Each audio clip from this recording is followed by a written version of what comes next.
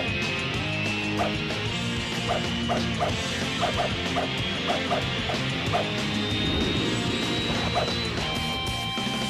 goes up must come down. Yeah, my feet don't touch the ground. See the world spinning upside down. A mighty crash without a sound. I can feel your every rage. Step aside, I'll turn the page. Breaking through your crazy maze. Like a laser beam, my eyes on you. Watch me rule the night away. Watch me save the day. Feel my storm is getting close. Heading your way.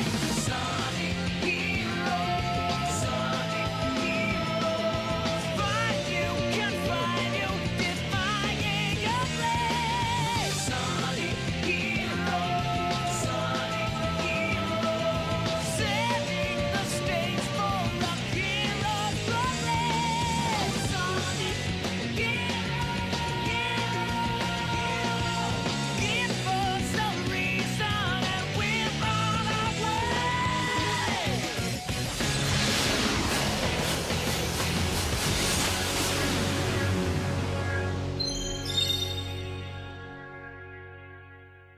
Aloha everybody, I'm Mario here, and I'm the Buttercup here for the likes of the Powerpuff Girls series, and welcome for some more of the Maxi Toys videos. And today, ladies and gentlemen, we'll present to you guys our redo Let's Play of the game that usually came out on multi-platform consoles, both the GameCube, PlayStation 2, Xbox, and PC versions. The game called Sonic Heroes. This used to be released in 2003 originally, or in this case in the English international versions in 2004. So, but even then though, that the version we're going to be using is the GameCube version, so we'll discuss more on that later.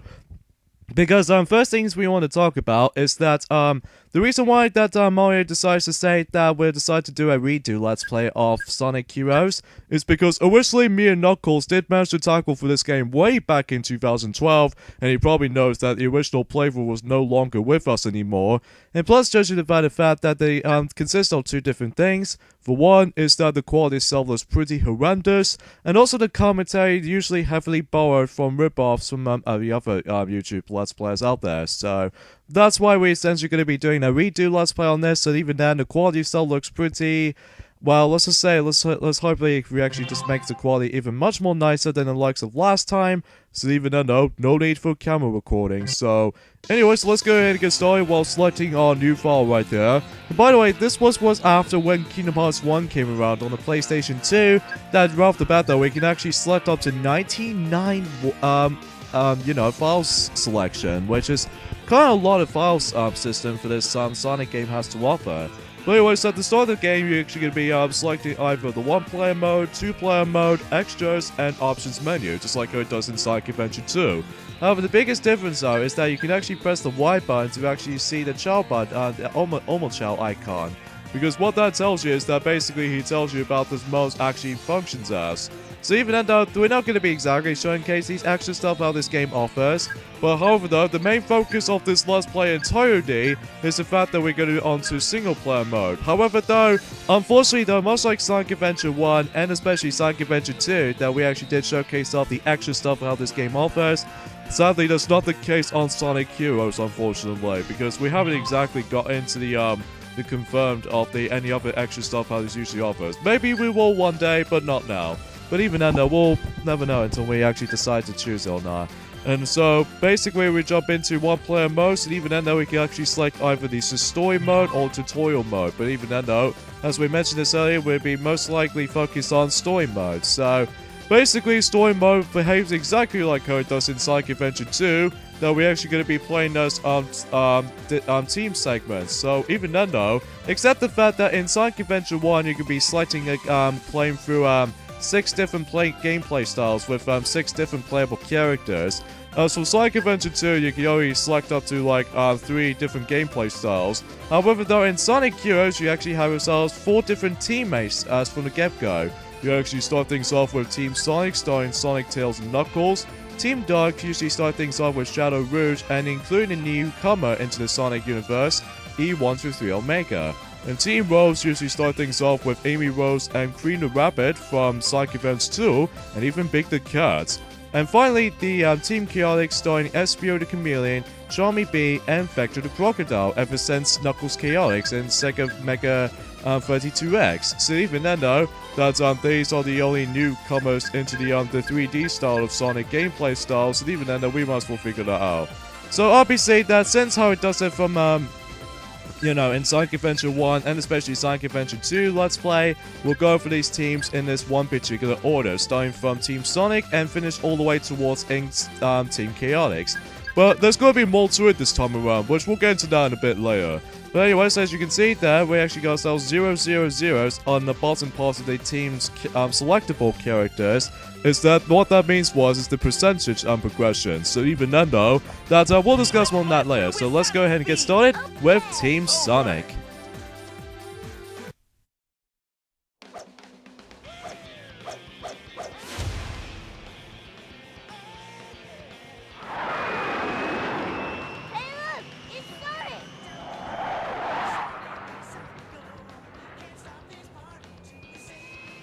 Yo, Tails!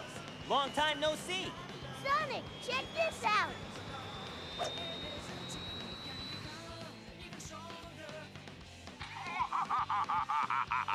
Guess what, Sonic Heroes? I finally developed the ultimate weapon. In 3 days, I'll conquer the world. Think you can stop me?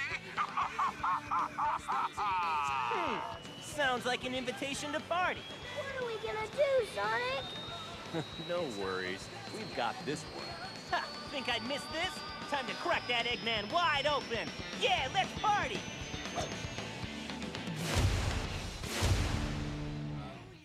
So just like how it does in Sonic Adventure 2, we don't start things off with a hub world, instead we're going to be jumping from stage to stage, just like how it does in Sonic Adventure 2 as I mentioned earlier. So the first stage we'll be running to is Seaside Hill, which is essentially the first stage in the game. So, as you probably guessed it by now, is that the gameplay style feels exactly almost identical to the other 3D Sonic games, most likely Sonic Adventure 1 and 2. But except the major focus on Sonic Heroes is the team aspect, which, for instance, we're going to be taking control of 3 characters all in one time. Because even then though, that for instance, for example, we can actually take control of Sonic, Tails, and Knuckles, which is usually represents from Team Sonic's gameplay style. Because even then though, that characters do have 3 different attributes. One character is a speed type character, and the other character is the form of the flying type character, and finally the other character is form of the power type character. For instance, that the speed type characters is usually the fastest character you're going to be playing as, and except the fact that most likely it does in Sonic Adventure 2, well, excluding only Sonic and Shadow, but we'll get into that in a moment later, is the fact that both Sonic and Shadow only can be actually able to use the light speed dash, which in fact, speaking of such though, there's no upgrades to be seen in this title this time around, as similar so to Sonic Adventure 2 or even Sonic Adventure 1. Because rather bad though is that we actually activated the light speed dash instantly from the get-go. So yeah, that's a huge plus to that, mind you. So, but there's also some bunch of level different gimmicks and stuff like that. Like for instance, we can actually hop onto those specific cannons right there, which depends on what team character you're gonna be using. That we can't exactly what the description about this usually becomes said. But even then though, that you know, some of these items do make a return in Sonic Heroes, like for instance, as you expected, rings can give you a life, or in this case, keep your stuff alive, and also the 1-ups, which gives you an extra life, and also the belly shield, which I don't think that this game actually makes a return for the electric shield or something like that, unlike Sonic Adventure 2 or even Sonic Adventure 1 counterpart. But we do have a ability to return though, but even then though, that's a pretty good deal. But even then though, that allows you to actually protect stuff from if you don't want to take any damage. So every once in a while we're going to be bump into those little bobsled sections, which is pretty fun for the most part. But even then though, that's yeah, that's all I can think of. So, another items that is sort of introduced in this game, which are both these level up orbs. These items are very important to you, because even then though, every time you grab the level up orb, you'll increase one of your level up attributes from the specific different character types. Like, for instance, as you can see on screen, as you can see, all these characters are fully leveled up. The only maximum level you can get is up to 3, and even then though, every time you grab this also level up orb, you're pretty much going to be the more the stronger the character becomes. You can also get these level up orbs via the checkpoints, depends on what character teammates you're going to be selecting through. Like for instance, that if you actually be selecting through Sonic for a speed type character, that way you should able to actually just manage to likely, if you missed out only, if you want to get a level 3 so badly, then you can actually just switch between Sonic and trust the checkpoint and you can get a level up orb that way. Another way you can get level up orbs from is by simply just touch the balloons, or the item balloons and stuff like that, just like it does in Sonic Adventure 2. Well, for these item balloons makes a return though. And there's also, you can actually get one of those in the likes of defeating enemies. Which, speaking of the enemies in this game, they're now in a form of the egg pawns, which usually feels more likely common every nowadays, especially in the later Sonic games, most notably Sonic Colors, Sonic Generations, well, at least for the Seaside Hill, and also for the likes of, I'm assuming Sonic Lost World, and even Shadow the Hedgehog as a result, which, speaking of also, is that this visual style for Sonic Heroes usually feels more likely exactly similar to how it does it for Shadow the Hedgehog from GameCube, PlayStation 2, and Xbox, except the fact that in Sonic Heroes feels really remarkably colorful for looking at. So, anyway, Let Sonic take care of this. alright, so we got ourselves these little abundance of egg pawns right there. So even then though, jeez, we got ourselves a whole abundance of rings there. And by the way, if you've been following through if you ever played through Sonic Generations before, you probably noticed that this level right here, Seaside Hill, did actually make a return in Sonic Generations for the likes of the Xbox 360 version, PlayStation 3, and PC version. So there's also the control schemes in this game, which we'll explain more into that details on the control schemes until we get into the next act. So, or in this case, the next stage. And speaking of the next stage or act, is that, I'm assuming that, depends on what level themes you're going to be exploring on. That, for instance, we're going to be exploring into this little tropical setting, themed level. That, we're usually going to be exploring through Seaside Hill, which is technically more likely the first act of the tropical themed, tropical setting level. Sorry for the lack of dialogue here, folks. So anyways, we got ourselves an A rank for the start of this Let's Play. Yes, the ranking system makes a return since Sonic Adventure 2, but except the fact that, obviously, in order to actually get ourselves the A rank in this specific game, is that you don't want to die most of the time. So here we go, on to Stage 2, Ocean Palace. In this case, Act 2 of this little tropical setting level. A sea palace. Looks like Eggman's robots are here too. I'm ready to take them out. So if you probably couldn't tell already, that this is actually the first time ever in the Sonic games to actually let characters speak during in stages. Well, it does have a really cool comebacks in the previous Sonic games to be well beforehand, but even then though, that is really entertaining to actually just to listen to for those specific dialogues. However, sometimes though, that's pretty freaking obvious at this point, when it starts to actually speak of something a little bit more hazardous involved. So anyway, in case if you probably tell already that you can see on this footage right now, is that obviously we're playing for this game as for the Nintendo GameCube version, because obviously we actually already purchased ourselves all 3 of these versions simultaneously for both the PlayStation 2 and Xbox version. However though, to me though, I think the GameCube version is definitely the superior version of all these 4 versions. Although the only version we haven't owned is the PC version, because I'm not usually getting used to with the PC gaming and everything, unfortunately. That's just for my taste though anyway. I know some people may have some different experiences of PC gaming and all that, but for me it's not my cup of tea. But from what I've heard, that the PC version is more likely exactly feels a bit similar to how it does it for the GameCube and the PlayStation 2 version. But even then though, that I don't have any experience with the Xbox version, like the exact same frame rate into 60 frames per second and all that stuff. However though, unfortunately though, if you can see on screen, though, we have to deal with 30 frames per second though. So another major items you're going to be exploring and actually grabbing is the form of, as you can see, we actually got hit. You probably notice there's actually a key icon right underneath our ring count. That's only because that's actually representing from is the special stage keys, which that was before when Sonic Advance 3 usually came around when there's a special stage key involved, but that's an entirely different story. But basically, in order to actually access these special stages, which the special stages do make a return, since everyone likes of how it does it from the classic Sonic entries, because unlike Sonic Adventure 1, and even especially Sonic Adventure 2, that those 2 games doesn't have the special stages, so they're pretty much, you know... This turtle is swimming with a block on its back. It looks very heavy. Well, at least he'll carry it and not us. So yeah, anyway, so yeah, for the Chaos Emeralds from Sonic Adventure 1, and especially Sonic Adventure 2, they're pretty much manageable in every time we proceed to the story. So even then though, in order to actually get the Chaos Emeralds in Sonic Heroes, you have to be sure you need to get yourselves a Chaos Emerald, or in this case, a special stage key, and be sure you need to keep it into your inventory or something like that.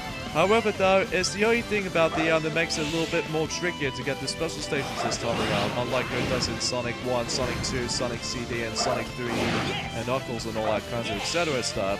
It's about that if you get hit by the enemy contact, or in this case they throw projectiles or spikes or all that kinds of stuff, if you get hit, if you still have yourself a special stage key with you, you lose it forever. So the only way you can only just get this spare special stage key to begin with, you need to find yourself another special stage key, which is the only requirement in order to actually get to the special stages to begin with. So, in fact, speaking of the special stages department, we'll explain more on that later. But even then though, let's get onto the controls of Sonic Heroes has to offer.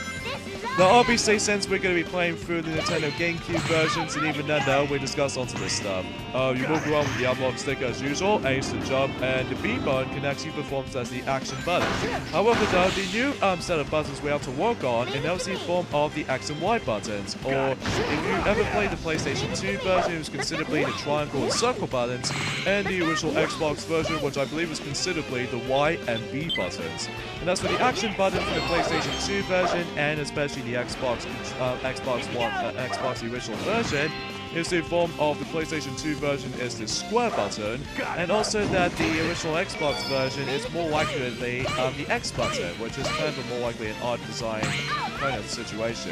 What these buttons can do is that you can actually change between those different teammates or team characters respectively, so that's how it usually goes there. And also pressing the Z button will allow you to actually unleash this really devastating attack, and that was the form of the Team Blast attack. And every time when you grab this so specific, oh no! Oh, you idiot, Rocks.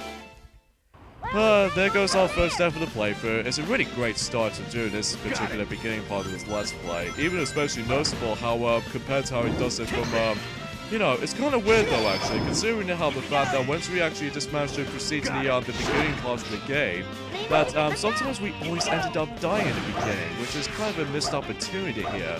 I think it's really because we didn't have too much speed going on, so let's do not touch the controller. There we go. So yeah, I'm assuming that, I believe just like how it does in Sonic Adventure 1 or something like that, although we're not exactly sure. But anyway, in this final sequence in Ocean Colors is the fact that we need to actually run away from these giant rocks, and that's what we're really trying to do. And there we go, we're pretty much towards the end of the level. So, unfortunately though, we're not going to get ourselves our A rank on that level because we simply put, we just died on that level. So that's a little bit of a waste of time. So as a result, we get a worst rank. Shoot, not my day. Oh boy.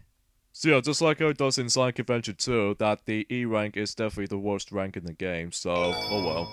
But even then though, emblems do make a return ever since Sonic Adventure 2 as well, and also Sonic Adventure 1, but we're not going to discuss more into that until we get into the next video. But besides the fact, here's our first special stage. Now as you can see right there, it says Act 1 to begin with, and also at the same time it says the Emerald Challenge. Because basically what this does is that the special stages do have two different types. Although, but first things first, we got ourselves our first Chaos Emerald, which, even then though, we'll discuss more information about these special stage types until we get to later down the road in this Let's Play. So, there we go, we got ourselves our first Chaos Emerald in Sonic Heroes. And also 3 extra lives at the same time. So yeah, it's pretty interesting.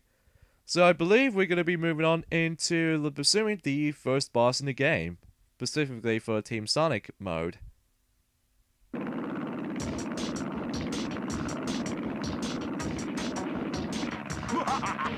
your futile efforts. You just make fools of yourselves. I think you got that backwards, Doc. And the first boss in the game is Egg Hog. Man, he's sure one stubborn scientist. We're not ready to give up just yet. Spirit Tails. So all he's doing this particular boss battle is the fact that we need to actually constantly attack in the Egg Hog, or simply only attack into those specific different segments of the actual ship itself. First off, you can actually homing attack onto this little fan blades, which can temporarily stun the Egg Hog's fan blades themselves.